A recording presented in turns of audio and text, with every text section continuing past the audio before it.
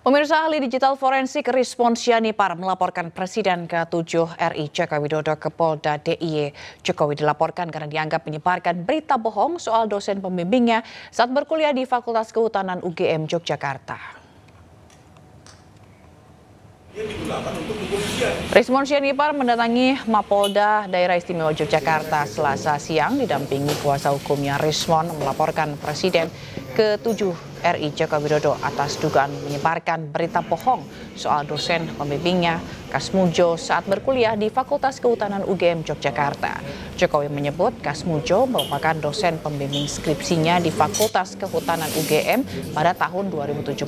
Namun Kasmujo membantah hal tersebut dan mengaku hanya merupakan dosen pembimbing akademik. Kasmujo kembali memberikan pernyataan berbeda saat ditemui di rumahnya dan mengaku hanya asisten dosen. Rismon pun meminta polisi segera menindaklanjuti laporan ini dan memeriksa Joko Widodo. Sekarang pertanyaannya, ya kita harus tahu, ya makanya kita laporkan dugaan penyebaran berita bohong. Dan ingat, pada saat itu konteksnya adalah Jokowi masih seorang presiden tahun 2017. Harusnya sebagai presiden yang merupakan tiang moralitas bangsa, itu tidak boleh menyebarkan berita bohong, harus jujur, begitu loh. Usai kasus naik penyidikan, Roy Suryo diminta untuk tak gentar menghadapi laporan Jokowi di Polda Metro Jaya. Bahkan mantan staf ESDM Said Didu, kasus ijazah Jokowi merupakan bagian untuk tutup kebohongan Jokowi.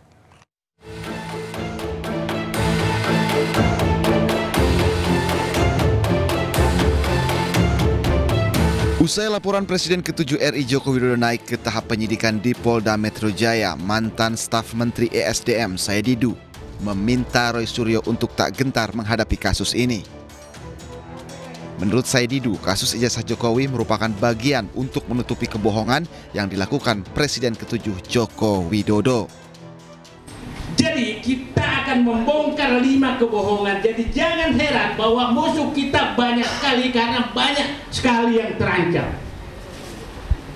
5 kebohongan tadi saya ulangi: kebohongan identitas pribadi Joko Widodo, kebohongan terhadap putranya yang jadi wakil presiden, kebohongan pelaksanaan pemilu selama ini, kebohongan korupsi ribuan triliun, dan kebohongan survei-survei yang dilakukan selama ini. Ini 5 kebohongan. Nah, yang akan ditutupi sebenarnya. Jadi memang musuh kita sangat berat karena penikmat kebohongan ini itu mulai dari istana sampai kelurahan.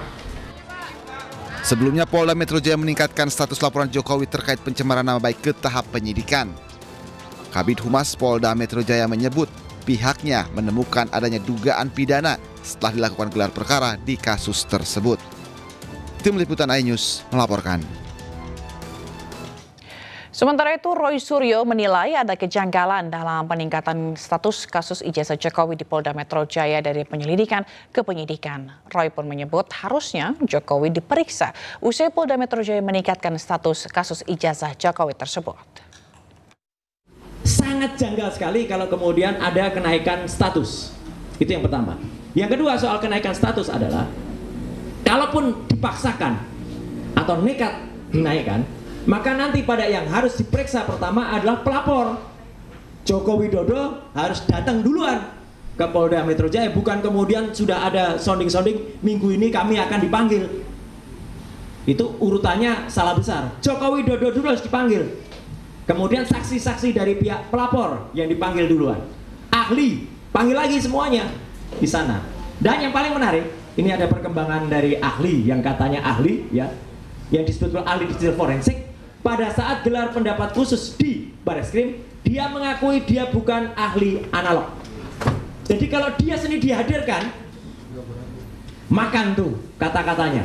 Buat apa dia dihadirkan untuk sebuah bukti yang sifatnya analog? Jadi dia tidak berhak untuk menjadi ahli dalam kasus di Polda Metro Jaya. Kalau itu dipaksakan lucu. Dan dia waktu itu di Bareskrim, sebenarnya kami waktu itu bisa menolaknya karena dia tidak mendapatkan surat tugas. Kami, saya, Dr. Rismon, Dr. Tifa, Dr. Taufik itu ada di surat tugas yang diserahkan kepada Karwasidik. Ahli detail forensik yang katanya ahli itu tidak mendapatkan surat tugas, jadi dia harusnya bisa ditendang keluar. Tapi sementara Presiden ke-7 Republik Indonesia Joko Widodo menduga ada agenda politik besar di balik isu ijazah palsu. Jokowi pun enggan untuk menunjukkan ijazah asli miliknya di luar persidangan.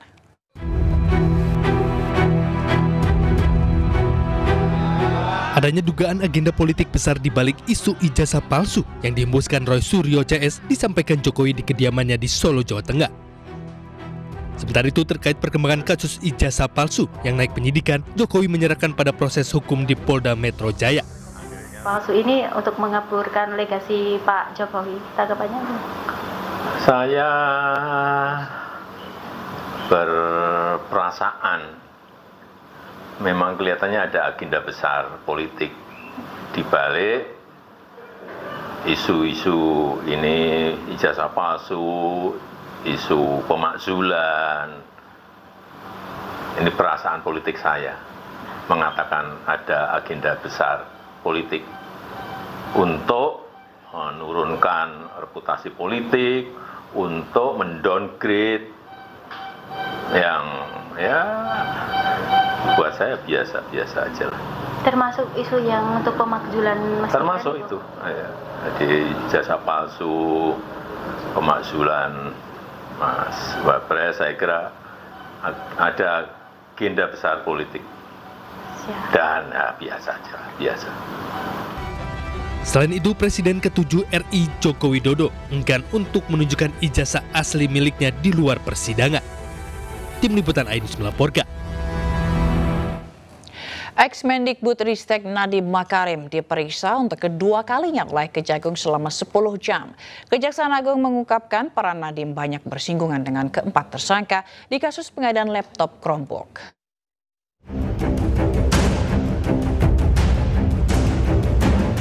Nadiem Makarim, mantan Mendikbudristek, jalani pemeriksaan di Kejaksaan Agung terkait kasus dugaan korupsi pengadaan laptop berbasis Chromebook. Dalam pemeriksaan kedua, Nadiem diperiksa selama 10 jam. Saat memberikan keterangan kepada awak media, Nadiem tidak sekalipun membahas soal substansi pemeriksaan. Saya baru saja selesai panggilan kedua saya. Dan saya ingin berterima kasih sebesar-besarnya kepada pihak kejaksaan karena memberikan saya kesempatan untuk memberikan penerangan terhadap kasus ini. Terima kasih sekali lagi untuk teman-teman media, izinkan saya kembali ke keluarga saya. Terima kasih. Peran Nadiem Makarim terungkap dalam kasus pengadaan laptop dengan anggaran 9,3 triliun rupiah. Status Nadiem saat ini memang masih saksi, namun ia banyak bersinggungan dengan 4 tersangka yang baru diumumkan penyidik. Keempat tersangka ini adalah ex-Stafsus Mendikbudristek era Nadiem Makarim periode 2020-2024, Juristan Ibrahim Arif, Mulyadssyah, dan Sri Wahyuningsih. Telah melakukan perbuatan melawan hukum, menyalahgunakan kewenangan dengan membuat petunjuk pelaksanaan yang mengarah ke produk tertentu, yaitu Chrome OS, membentuk grup WhatsApp bernama Mas Menteri Kortem, yang sudah membahas mengenai rencana pengadaan program digitalisasi pendidikan di Kemendikbudristek. Dan apabila nanti 6 diangkat sebagai Menteri Kemendikbudristek. Kemudian pada tanggal 19 Oktober 2019 6 diangkat sebagai menteri di Kemendikbudristek. Berdasarkan perhitungan dari ahli, pengadaan laptop ini menyebabkan kerugian keuangan negara hingga 1,98 triliun rupiah. Kerugian ini dikarenakan laptop yang sudah dibeli justru tidak dapat digunakan secara maksimal oleh pelajar, terutama mereka yang tinggal di daerah tertinggal, terdepan, dan terluar, karena terkendala sinyal internet yang belum merata. Dari Jakarta, Tim Liputan iNews melaporkan. Sementara itu pihak Gotoh merespon kasus dugaan korupsi pengadaan laptop yang menyeret Nadiem Makarim sebagai saksi. Pihak Gotoh menyatakan Nadiem sudah tidak terlibat dalam operasional dan manajemen perseroan sejak 2019. Dan Gotoh tidak terlibat dalam pengadaan laptop yang kini tengah diselidiki. Baik, menanggapi pertanyaan dari media terkait kasus dugaan korupsi pengadaan Chromebook di Kementerian Pendidikan, Kebudayaan, Riset dan Teknologi atau Kemendikbudristek, kami dari Gotoh tentunya menghormati proses hukum yang sedang berjalan sebagai bagian dari upaya kami untuk mendukung penegakan hukum di Indonesia. Dan tentu kami Gotoh bersikap kooperatif dan mengikuti arahan dari pihak yang berwenang. Dan dapat kami informasikan pula bahwa Saudara Nadiem Makarim sudah tidak menjadi pejabat eksekutif maupun karyawan di PT Aplikasi Karya Anak Bangsa atau yang dikenal saat itu sebagai Gojek, di mana sejak Oktober 2019 yang bersangkutan telah mengundurkan diri dari posisinya sebagai Presiden Komisaris dan sama sekali tidak terlibat dalam operasional maupun manajemen dari perseroan. Dan selama masa jabatan beliau sebagai Menteri Pendidikan, Kebudayaan, Riset dan Teknologi, memang perseroan tidak memiliki keterlibatan atau hubungan apapun dengan tugas beliau sebagai menteri, termasuk terkait dengan pengadaan yang saat ini sedang diselidiki. Pemirsa, putra bungsu Presiden ke-7 RI Joko Widodo, Kaisang Pangarep resmi kembali mencalonkan diri sebagai Ketua Umum Partai Solidaritas Indonesia. Kaisang membawa misi PSI lolos parlemen pada pemilu 2029.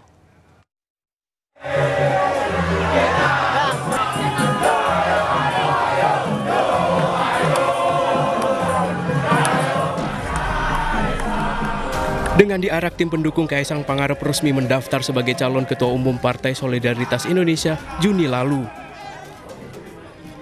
Dengan majunya Kaisang sebagai calon Ketua PSI sudah dipastikan Jokowi tidak ikut berkontestasi. Menurut Kaisang, Jokowi berikan kesempatan untuk kaum muda.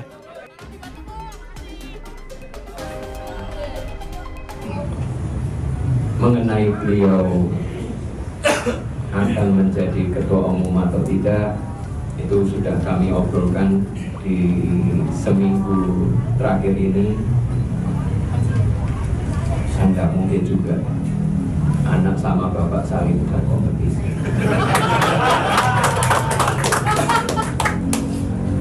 Yang saya yakinkan kepada beliau adalah satu, berilah kesempatan kepada anak muda.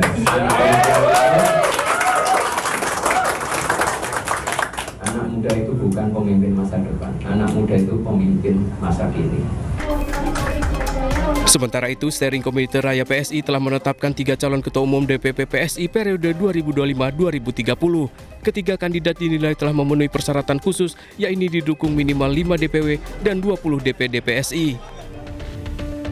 Ketiga calon Ketua DPP PSI tersebut yakni nomor urut 1, Ronald Ariston Sinaga yang didukung 6 DPW dan 26 DPD, lalu nomor 2 Kaisang Pangarep yang didukung 10 DPW dan 72 DPD, sementara nomor urut 3 Agus Mulyono Hairlambang didukung 6 DPW dan 24 DPD. Tim Liputan iNews melaporkan. Presiden ke-7 RI Joko Widodo memastikan akan memenuhi undangan untuk hadir dalam Kongres Partai Solidaritas Indonesia 2025. Kongres rencananya akan digelar pada 19 hingga 20 Juli mendatang.